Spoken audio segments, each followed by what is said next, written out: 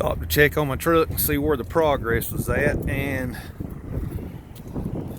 I ain't gonna know. The bed is gone. Well, at least they're working on it. I don't know what the inside of this, what it looks like without the bed on here. Hopefully we'll get this thing back by the end of the week. I really hope. I hope they wash it for me too.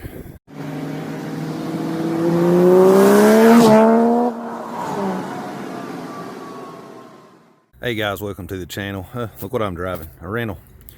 As you know, the Cummins is in the body shop. So hopefully we'll be getting that back by the end of the week. Not a bad truck. It's 2018 four-wheel drive V6. It's not too bad. If you're one of them guys that can't afford a Hemi, but you're wanting a Dodge, consider the V6. It's got a lot of power for a V6. They've come a long ways. But anyway, enough about that, I guess. Oh yeah, wasn't going to get a rental. I was just going to drive one of my other vehicles, but they've been a pain in the butt about this whole situation, so I'm making them pay for me some transportation. But here's what we bought. 2008 Pontiac G6, 140,000 miles. Only give $2,000 for it. Not bad. Interior looks pretty much flawless. Needs to be cleaned up, vacuumed out real good, washed up. I mean, really nice for $2,000.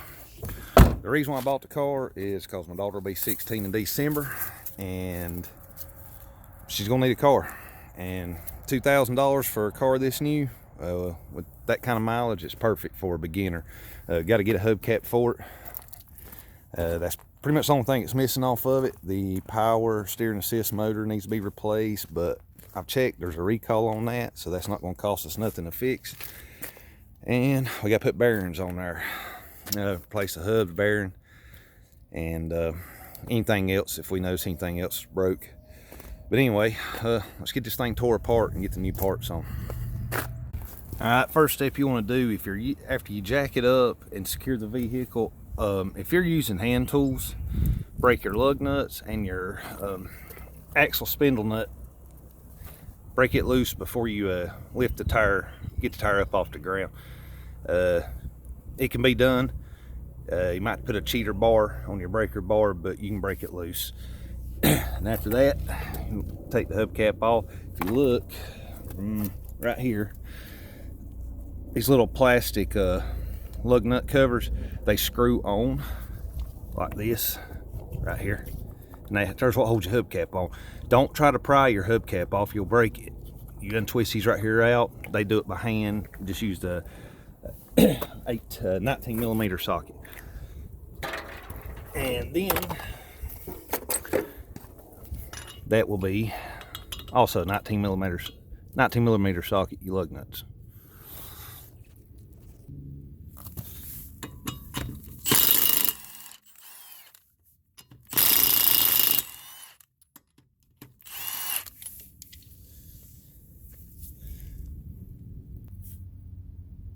All right, next we're going to take the brake caliper bracket off. There's one bolt, and down here's the other bolt. We're going to take it off as one piece instead of taking the caliper off then that. So that will be 15 millimeter.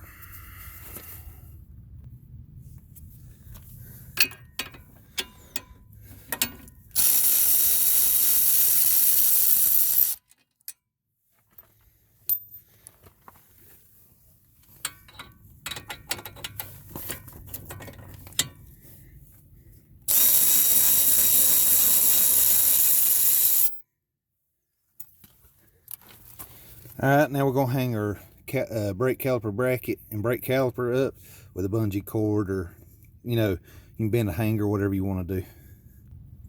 Alright, I've hung the brake caliper and bracket up.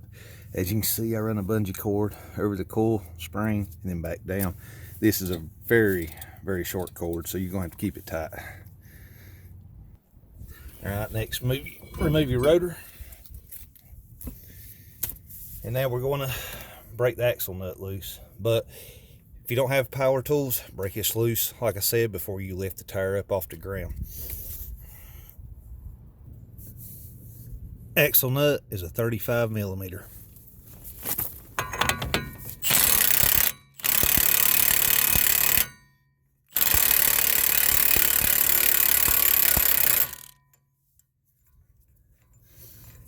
That rust slowed that down. Usually axle nut will zip right off with this power tool here. Yep, it's got some rust to it for sure.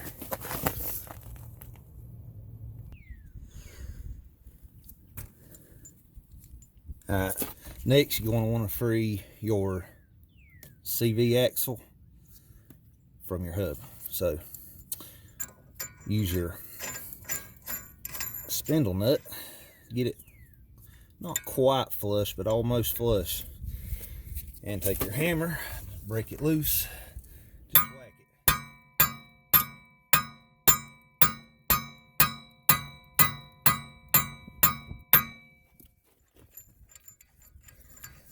it. That sucker's on there. I just want it to move just barely.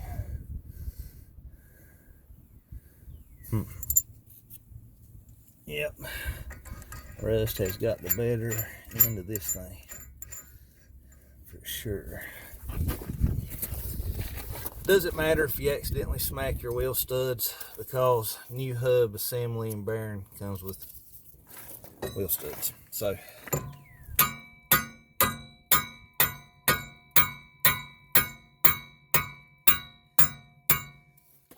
let's see what we got.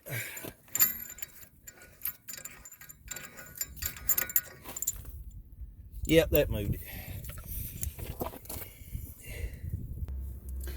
Alright, next you want to take these bolts right here out that hold the wheel hub on. There's 1, 2, and the third one's over on the back side. Work with the car, not against it. So I've turned the wheel. I'm going to take this one here out, and then that one, and then we'll turn the wheel back the other direction and take the other one out. 13 millimeter.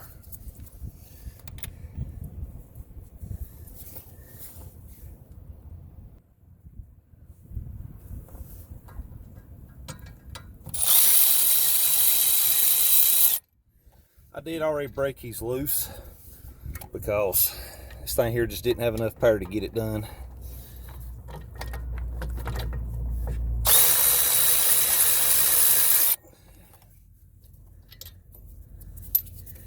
That's 2 of them.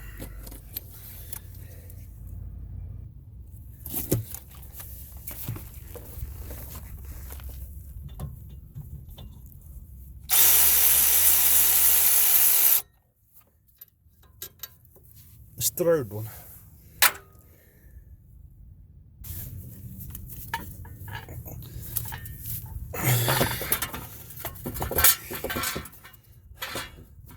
Alright, got it broke loose. Last thing, you want to unplug.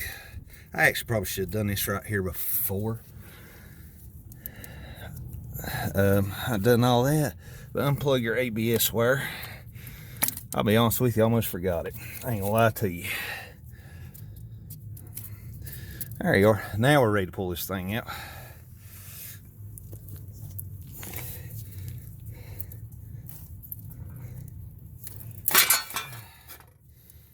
Don't matter if we break it because it comes with the new ABS wire. Alright, remember how this went in. You want your ABS wire to go in the exact same way. So remember the orientation of your hub right here, and it will run through here. Remember, it runs through there just like so, which ain't no other way you can do it. This. All right, all we gotta do now is clean this up, put some anti-seize on, and start putting the new parts back in. Yeah, can you hear that? Maybe, I don't know if you can or not.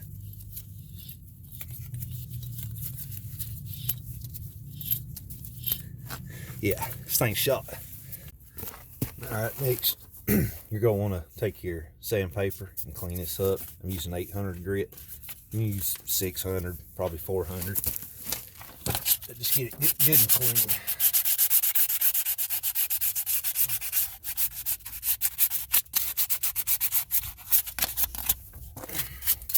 I'm gonna pause the video and we'll come back after I get this here cleaned up. All right, next, you're gonna wanna put some anti-seize on here, just in case you ever gotta take this hub back off to replace your CV axle or do ball joint or something. It'll come off really easy, or it should anyway. So we'll put some right there on.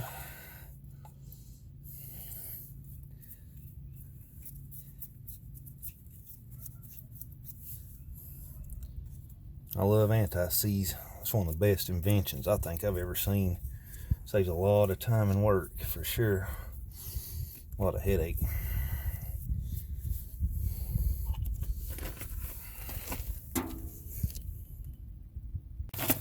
Put a light coating of grease on the splines here. That way it'll make the the bearing and hub go on a little smoother. Help keep some of that rust down too.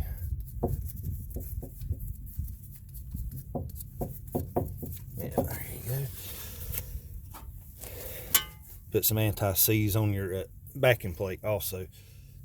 That'll you want to put anti-seize about on anything you can. It's got a mating surface. So that goes on. We'll line it up. That'll go on just like so. Got our new bearing, brand new and fresh. The way I like it. All right, remember what I was talking about? You want to make sure you keep this oriented the way it's supposed to go on. Now, I got it turned around right now, but I'm just trying to show you the holes. And you want your ABS wire to go right in through there because it connects up to here. So we'll turn that around. Well, get this thing around where it needs to be.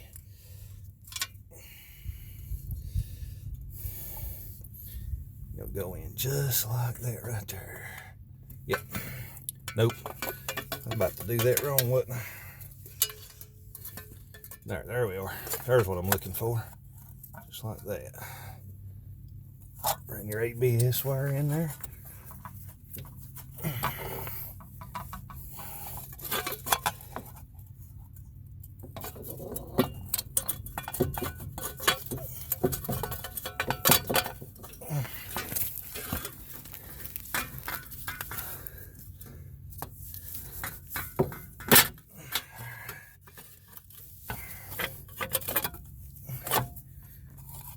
That grease made it go on. I mean, just slide right on basically. All right. Leave it hanging there.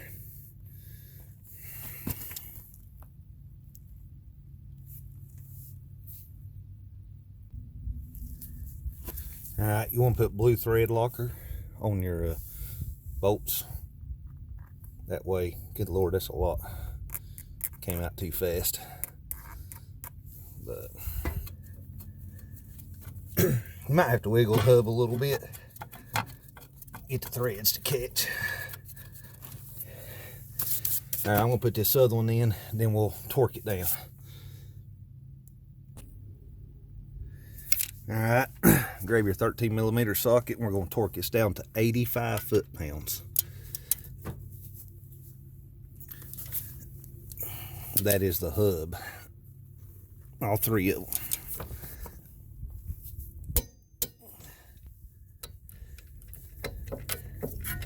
I'll have to get extension, that ain't gonna fit. All right, I already torqued that second one down, but after you do the third one, the second one, turn the wheel and torque it down.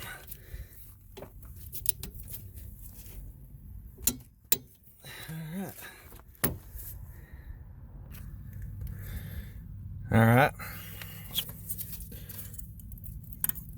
Clip your ABS wire, your new one in. Get up in there. All right. And plug it in. Fits like a glove. All right. Next, we're gonna put our brake caliper bracket back on.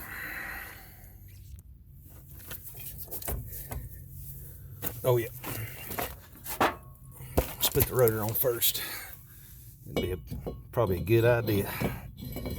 All right. Now to hold your rotor on, put one of your lug nuts on there so you're not fighting with it.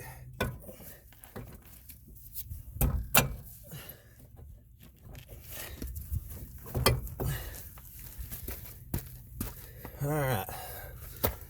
Then put some Loctite on your fasteners and get them started in there.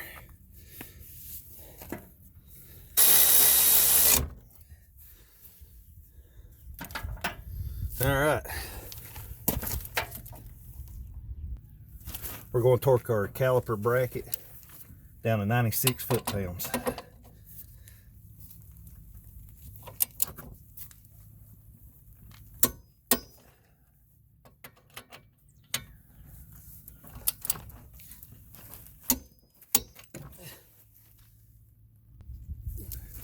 Next, put our axle nut on.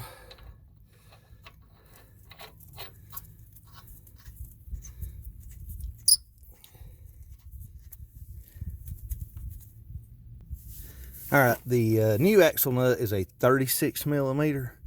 The one I took off was a 35. So be prepared if you put new axle nuts / spindle nuts. Be prepared for the size to change one size or the other. We're going to put the wheel on and lower it to the ground, torque the lug nuts down, and then we'll torque that axle nut down. But wait to get the wheel on the ground before you torque that axle nut. Or if you have assisted, you can have them to hold the brakes and go ahead and torque it down now. All right, torque your lug nuts to 100 foot-pounds.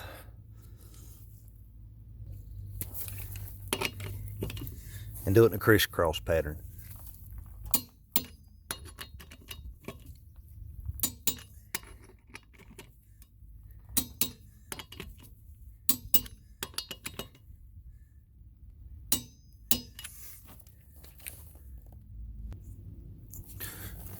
Torque your spindle nut down to 159 foot-pounds.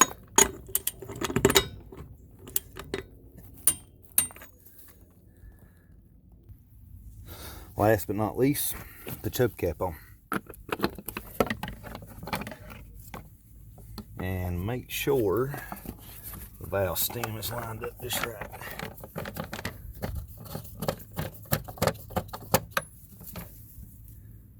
All right, just took the car out for a test drive and it's way quieter. No more buzzing, humming, and all that stuff. So that was a success. All right, well, I appreciate you guys for watching. I hope everyone has a good day and God bless.